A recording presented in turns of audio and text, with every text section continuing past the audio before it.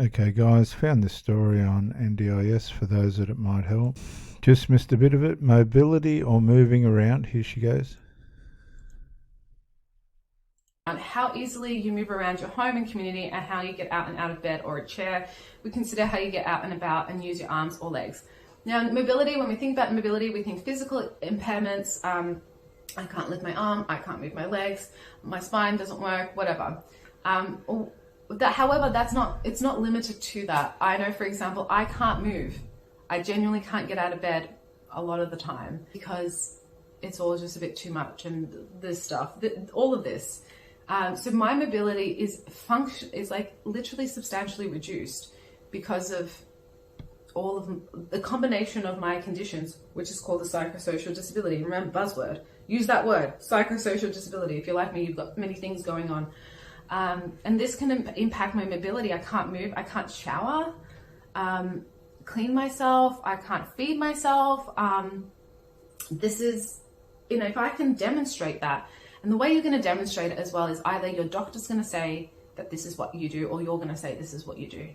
That's usually how you demonstrate it, unless you've got like maybe a teacher or any other sort of trusted member of society. Teaching others how to get NDIS.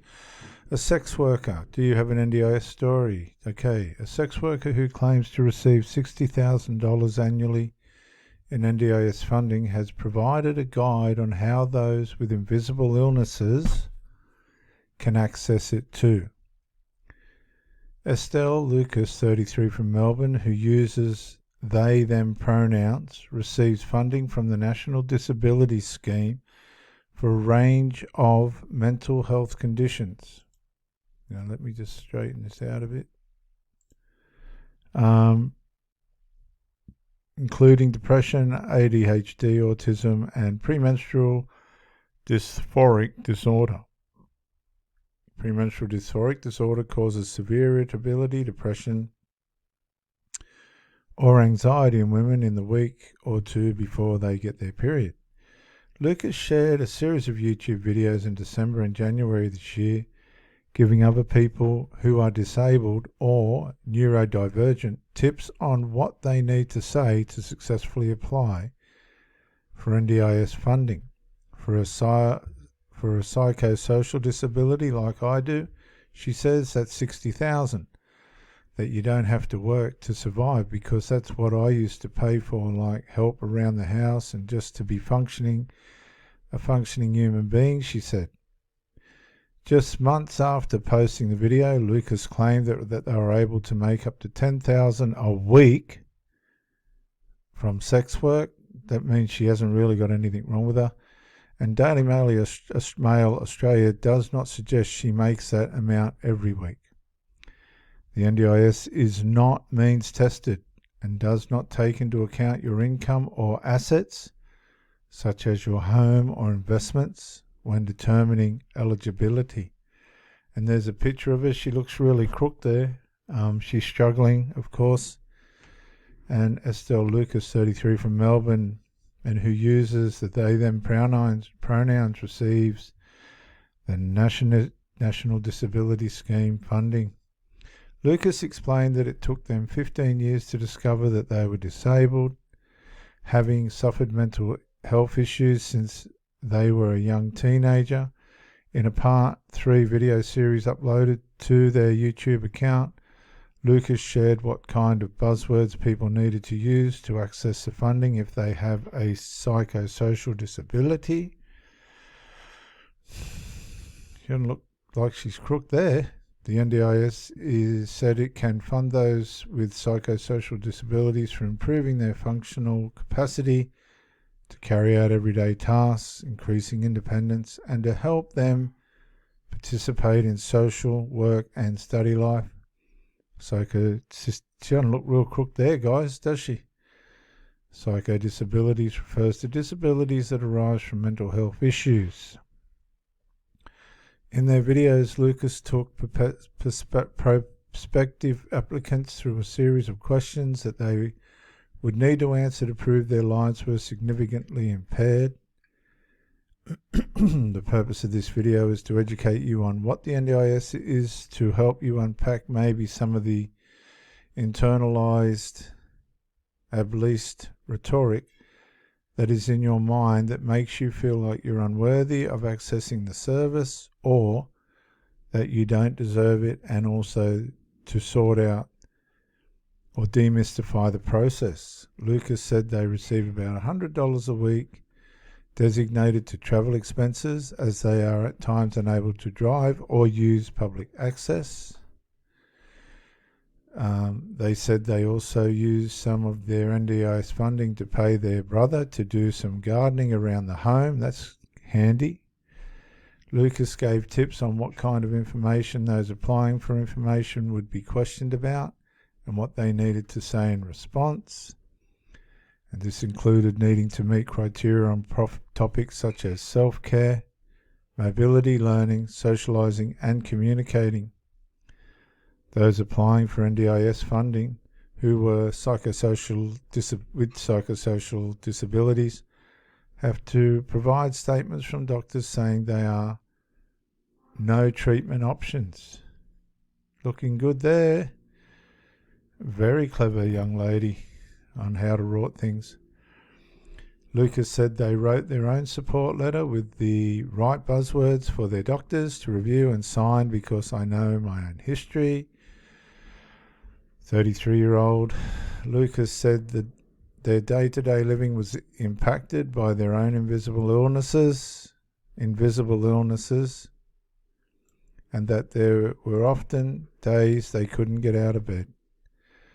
They said that often people associated a disability with something physical that you could see, but added there were many invisible illnesses that were just as devastatingly difficult to live with as, say, not being able to move your legs. Looks like she can move her legs all right there. I'm sure she can. Well, as a sex worker, I'll let you use your imagination for that. Lucas explained that they didn't immediately seek support from NDIS as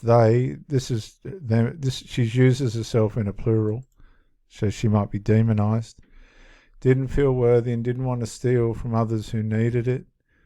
They said they were making good money and they didn't think it was an option for them.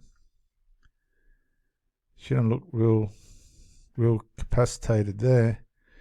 You don't have to prove that you're poor. You don't have to prove that you're worthy for this. You just have to prove that you're disabled and that it impairs your day-to-day living, Lucas said. I didn't want to steal from people who deserve it more because they couldn't work as opposed to me who could and was making a lot of money. The thing that really sold NDIS to me was the fact that I thought, what if I don't want to work in this industry anymore? And would I be forced to have sex with men even if I didn't want to? So she's being forced to have sex with men. It's interesting. And that made me feel uncomfortable. And then that's what made me realize that I do deserve help. Do I deserve help as a bricklayer? I don't want to get out of bed every day and go and lay bricks either. This is absurd. Absolutely ridiculous. Lucas runs a peer education platform for sex workers called Bigger Sister Channel, which aims to help those in the industry access basic financial tools and resources.